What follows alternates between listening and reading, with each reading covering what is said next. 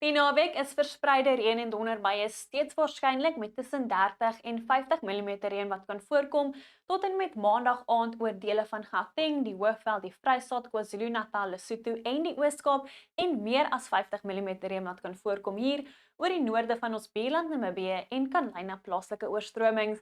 Nou vir Saterdag het die weerdiens reeds 'n geel vlak 2 waarskuwing uitgereik vir hewige donderbuie met swaar neerslag, haal en skadelike winde op plekke in die Noord-Kaap, Noordwes, die Vrystaat, die Oos-Kaap, KwaZulu-Natal en Mpumalanga, sê hierdie se naweek weervoorspelling.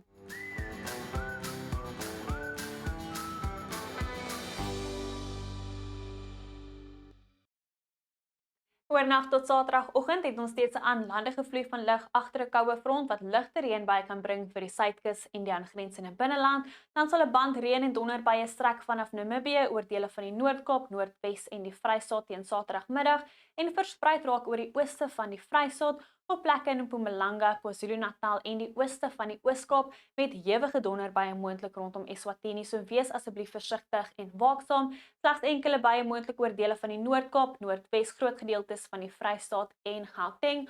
Oggendreënbuie rondom die suidkus en die aangrensende binneland en verspreide reën en donderbuie reeds moontlik oor dele van Namibië en Botswana.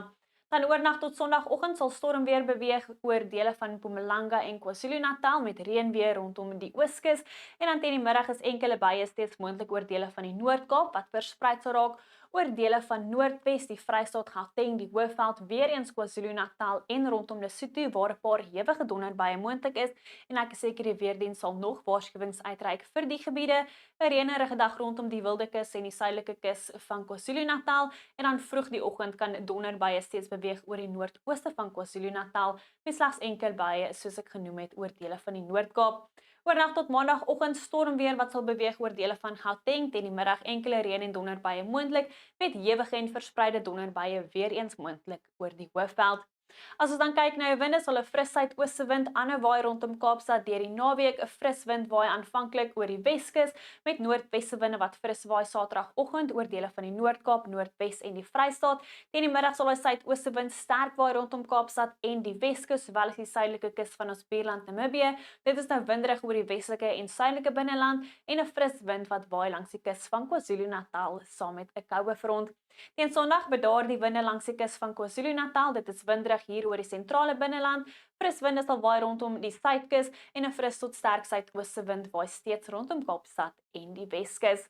As ons kyk na die temperature, Saterdag is dit warm tot baie warm oor die westelike binneland met temperature in die lae tot hoë 30s, 38 in Appington, 'n lieflike 25 wat verwag word rondom Kaapstad. Dit is koel oor dele van die Oos-Kaap, KwaZulu-Natal en die Hoëveld agter 'n koue front, maar warm tot baie warm in die noordooste met 30 in Polokwane, Mbombela en Pretoria.